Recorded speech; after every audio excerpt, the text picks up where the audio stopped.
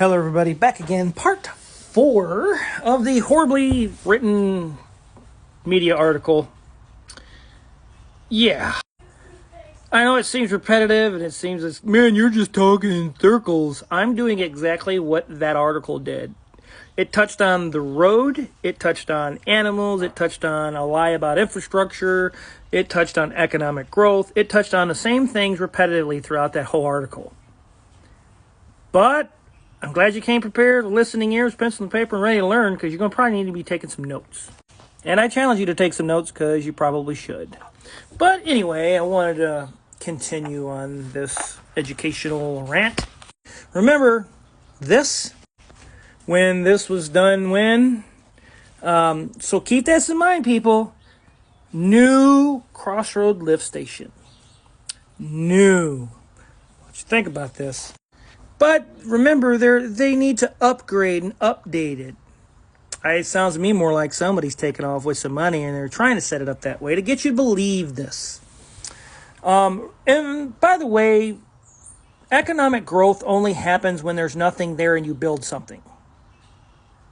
That's where you get the majority, almost 100% of your economic growth, is when there's nothing there, you build into it, that's growth. If there are businesses and homes that are already there, that's not economic growth. And if anything, let's say we're talking about redoing Ridge Road, right? We're going to repave it. When we're repaving Ridge Road, there's already businesses on each side of the road. So you can't technically have economic growth and expect me or anybody with common sense to believe this. Economic growth happens majority of the time, like I said, almost 100%, when there's nothing there and you build it. What they're doing is repaving the pig, or just putting lipstick on a pig to make it look like economic growth, and they're really inflating themselves on this, because quite frankly, it's not economic growth. I don't know who they think they're fooling, but they sure the hell ain't fooling me. But, think about that lift station. Oh, we're gonna update it for economic growth. No, you stop. Just stop. It's such a damn lie. Because they built it back in 2021, and Northwest Indiana Live Media actually has a really great article on it, and it's a nice try to lie to the residents, but that should also tell you something. Why are they continually lying to the residents? Also notice that in that article too, as in this newer article, they repetitively use, well, we are using infrastructure, build it for economic growth and infrastructure. That was a lie then, it's a lie now. Don't believe it. They're just don't. It will create a reliable foundation for growth. It remains an attractive and sustainable place for our businesses. Our residents know that this isn't true. The surrounding communities know that this isn't true. And there's a reason that businesses aren't coming here, because they know as well it's not true. They do, and they spend money. Like I mentioned in part 3, they spend millions of dollars, corporations do, about where would be the best place to stick this and where would be the best economic growth for them. Not for the community, for them. So are they going to make profit and growth, or is the town going to make profit and growth? Because ain't no way there's a business going to come into a broke, poor town and go, yeah, we're going to move in there, we're going to make great money. It doesn't work that way. The reason places like Walgreens and CVS and Dollar Trees and stuff like that are closing is because they're losing money in the poorer communities. These companies are shuttering their doors and they're leaving. Okay? And yes, but Gary, there's a new Dollar Tree in town. At any time, that Dollar Tree can snatch that store out of here and be done, and we're left with another empty building, as we have been with hundreds of buildings within our town. They up, they close, they leave, and there's a lot of elements as to why they do that. But in that article, it's fun how they compare infrastructure then and economic growth, and it looks so good, and now they're using that same lie again. People, hear the patterns, pay attention to them, because they're there. And quite frankly, let's talk about infrastructure for a moment, because right now, our infrastructure debt is way more than what we're bringing in for taxes. That's why they're hustling, because there's debt. There's a crap ton of debt, and that's why they're needing tax increment funded neighborhoods, and yes, a lot of us are paying for it. That's why they're struggling we need to build new homes because we need more tax increment. Man, first off, you bring a grocery store in, right? That grocery store is not going to help foot the bill for the massive amounts of millions, hundreds of millions of dollars in infrastructure in our town for gas, water, sewer lines, electric, lighting, and all of that stuff. It ain't going to take care of it. That's going to take 20, 30, 40, even longer to take care of that stuff. We know that because a lot of towns today are in that bad spot because the same way of thinking they did back in the 50s and 60s, we're now dealing with the repercussions of how they did things then. The way they're doing things today are no different. They're doing the same thing that they did then as they're doing it now. Our infrastructure debt is through the roof.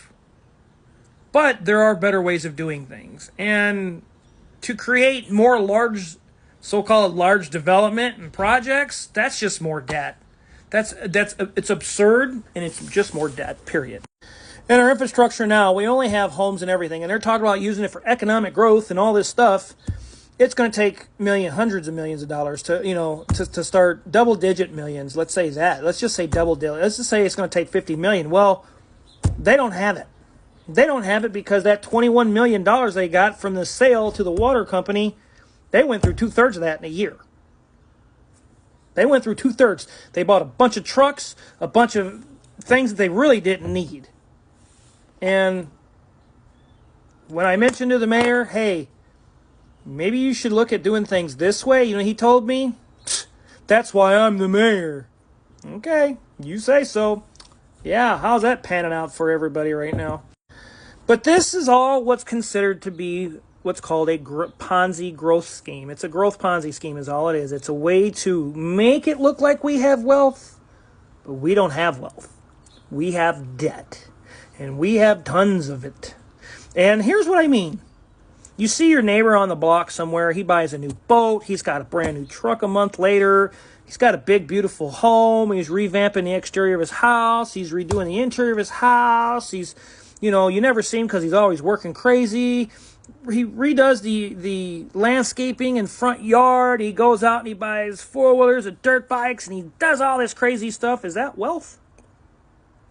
Looks like it. No, that's called debt. That guy's going to be in debt for the next 100 years. He'll be dead before he can pay that stuff off. Infrastructure and developments work the same way. It takes years. In TIF districts, it takes 20, 30 to a maximum of 40 years in the state of Indiana to pay that TIF district off.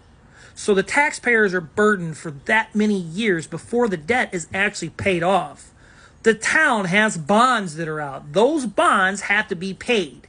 Now, here's how that works, is when those bonds are out, it takes and absorbs finances from police department, fire department, from the schools. It takes critical funds from those three areas, and it puts it into the bond until the bond is paid. Then, and only then, do you start to actually make a profit if you know how to manage things. And yes, this is how those things work. It's unfortunate that people are being tricked by this, but don't be tricked by this, because this is what's really going on. And I know that there's a lot to chew on for lunchtime on this. I get it. I understand it. And it's something that we all need to be very proactive in paying attention to, because don't be tricked. This is not, it's just a scheme, a growth Ponzi scheme. That's all it's called. So do your homework on this, and you'll find what I'm talking to be very true. And don't forget about the dead canine dogs and how adamant they were to stop those people from helping. And don't forget that the Crossroads lift station was already brand new a couple of years ago. They don't need upgrading that much, trust me. So for your bus ride home, I'm the Lake Station Community Advocate and Educator. We got to do better, Lake Station. We got to do better, period, on how we manage things. And quite frankly, call out this crap, because it is a circular lie that they have on this media outlet. It's so horribly written. It almost gave me a migraine. Like I said, go back through and read it if you can find the article. It's just circular. They're repetitively saying the same thing, but there's no actual solution. It's just like a, hey, glittery, look over here, don't pay attention. So be the change you want to be the change you want to see. Challenge the status quo, because if you don't, you never know what you can achieve alone or together as a group. and for your community and for the long haul. Till next time.